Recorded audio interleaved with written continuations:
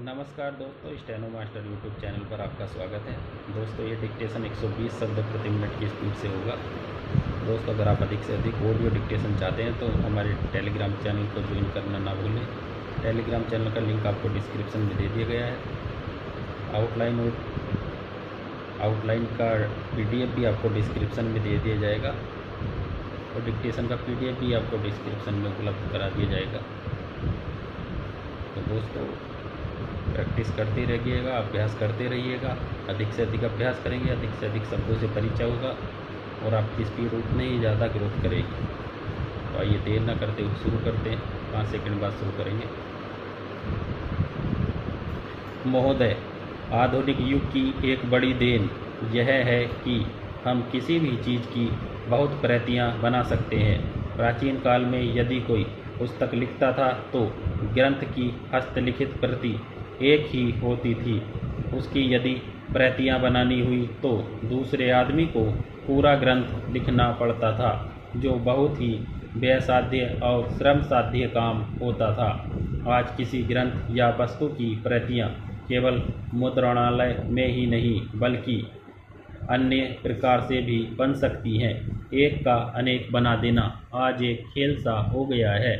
यदि किसी अच्छे नाटककार ने मंच पर अच्छा खेल दिखलाया तो उसकी बड़ी ख्याति हुआ करती थी, पर वह नाटककार एक ही स्थान पर अपना खेल दिखला सकता था और यह भी नहीं कहा जा सकता कि एक ही खेल को यदि वह फिर से दिखलाना चाहे तो उसे उतनी ही कुशलता से दिखला सकेगा जितनी कुशलता से उसने पहली बार दिखलाया था।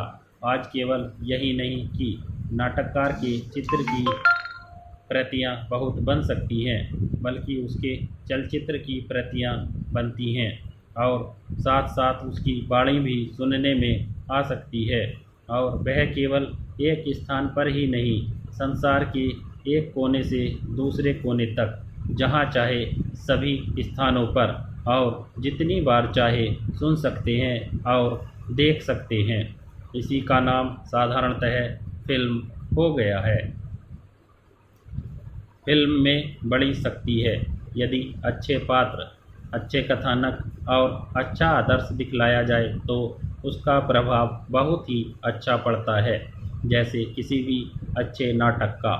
पर वहाँ भी यदि कथानक दूषित हो, पात्र चरित्रवान न हो और गतिविधि उनकी ऐसी हो जो समाज अथवा व्यक्ति को ऊपर उठाने के बदले नीचे ले जाने वाली हो, तो उसका प्रभाव उतना ही बुरा पड़ता है। नाटक तो एक आदमी एक स्थान पर करके उसका भला या बुरा प्रभाव वहाँ बैठे हुए लोगों पर ही डाल सकता है। दूर दूर के लोगों तक उसका प्रभाव नहीं पहुँच सकता, पर फिल्मों में भला या बुरा करने की शक्ति कई गुनी अधिक हो जाती है। किसी फिल्म की जितनी प्रतियां बना ली जाती हैं, उतना ही उसका प्रभाव भी असीमित हो सकता है। इसलिए यह आवश्यक हो गया है कि जिस चीज़ में इतनी शक्ति हो, उसका उपयोग इस प्रकार से किया जाए कि उससे अच्छे से अच्छा फल मिले और उसमें किसी प्रकार की बुराई न आने पाए। आज सिनेमा का उपयोग 3 कामों में होता है: शिक्षा, मन बहलाव और प्रचार। ये तीनों काम जीवन में महत्वपूर्ण हैं। सिनेमा का उपयोग शिक्षा के काम में जितना बढ़ेगा उतना ही हो सकता है, पर शर्त यह है कि कथानक शिक्षाप्रद हो और जो पद्धति अपनाई जाए वह ऐसी हो जिसके द्वारा शिक्षार्थियों को सच्ची शिक्षा मिल सके। जब मैं शिक्षा शब्द का उपयोग करता हूँ तो मेरे ध्यान में केवल बच्चों की ही शिक्षा नहीं है। महोदय, चिरकाल से ऐसी भाषा रही है जिसने शब्दों का उनके भिन्न देश अथवा भाषा में उद्गम होने के कारण बहिष्कार नहीं किया। सच पूछिए तो सभी जीती जागती भाषाओं का यह एक गुण है कि वे अपने शब्द भंडार को बढ़ाने में हिचकती नहीं। शब्द किसी भी उद्गम के हों, उन पर अन्य भाषाओं का प्रभाव पड़े बिना नहीं रह सकता, क्योंकि सभी जीती जागती भाषाओं में आदान प्रदान होता ही रहता है। इसलिए जब हम हिंदी को भारत के लिए एक सार्वभौम भाषा बनाना चाहते हैं तो प्रादेशिक भाषाओं के शब्दों और मुहावरों के लिए भी द्वार खुला रखना चाहिए। मैंने ऐसे कई लोगों के लेख देखे हैं जो हिंदी भाषी नहीं हैं और जिन्होंने हिंदी का अभ्यास राष्ट्रीय कामों के लिए ही किया है। उनके लेखों में कुछ ऐसे शब्द और मुहावरे देखने में आए हैं जो अर्थ तो स्पष्ट कर देते हैं पर आधुनिक हिंदी में प्रचलित नहीं हैं। अन्य भाषाभाषी ऐसे शब्दों और मुहावरों को अक्सर व्यवहार में लाया करेंगे और हम हिंदी भाषियों को उनका स्वागत करना चाहिए, न कि बहिष्कार। हिंदी सच्चे अर्थ में राष्ट्रभाषा तभी होगी जब भारत के सभी निवासी इसके साथ प्रेम करने लगेंगे और इसकी उन्नति में अपना गौरव मानने लगेंगे। यह भावना तभी उत्पन्न और परिपुष्ट हो सकती है जब वे यह समझने लगे कि हिंदी में कुछ उनकी भी अपनी देन है और हिंदी पर उनका भी कुछ अधिकार है। मैं समझता हूँ कि हमें इस भावना का स्वागत करना चाहिए और इससे डरना नहीं चाहिए। मैं तो यह भी मानता हूँ कि कहीं कहीं हमारे व्याकरण पर भी अहिंदी भाषियों का प्रभाव पड़ेगा और हमको उससे भी नहीं डरना चाहिए।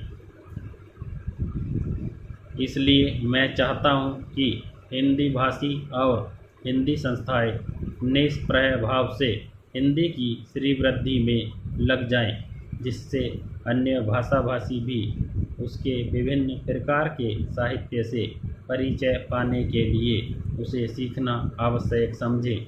जिस प्रकार आज कोई भी विद्वान आधुनिक विज्ञान से परिचय प्राप्त करने के लिए यूरोपीय भाषाओं का अध्ययन करना आवश्यक समझता है, यदि केवल काव्य अथवा ललित कला संबंधी ग्रंथ ही यूरोपीय भाषाओं में होते तो हमको उन भाषाओं को सीखने की शायद आवश्यकता भी न होती। पर विज्ञान से परिचय प्राप्त करने के लिए उन भाषाओं का जानना अनिवार्य हो गया है। उसी प्रकार हिंदी भी इतनी समृद्ध होनी चाहिए कि आधुनिक विद्वानों को प्राप्त करने के लिए उसको जानना केवल पर्याप्त ही नहीं आवश्यक भी हो जाए तथा इस भाषा में मौलिक ग्रंथ भी लिखे जाएं, जिनको पढ़ने के लिए अहिंदी भाषियों के लिए हिंदी सीखना आवश्यक हो जाए। जितनी बड़ी संख्या हिंदी जानने वालों की है उतनी बड़ी संख्या संसार की 2-3 भाषाओं के बोलने वालों की है। इसलिए यदि इतने लोगों में यह भावना उत्पन्न हो जाए कि वे हिंदी को संसार की भाषाओं में समुचित स्थान उपलब्ध कराना चाहते हैं तो हिंदी का गौरव बढ़ेगा। विराम।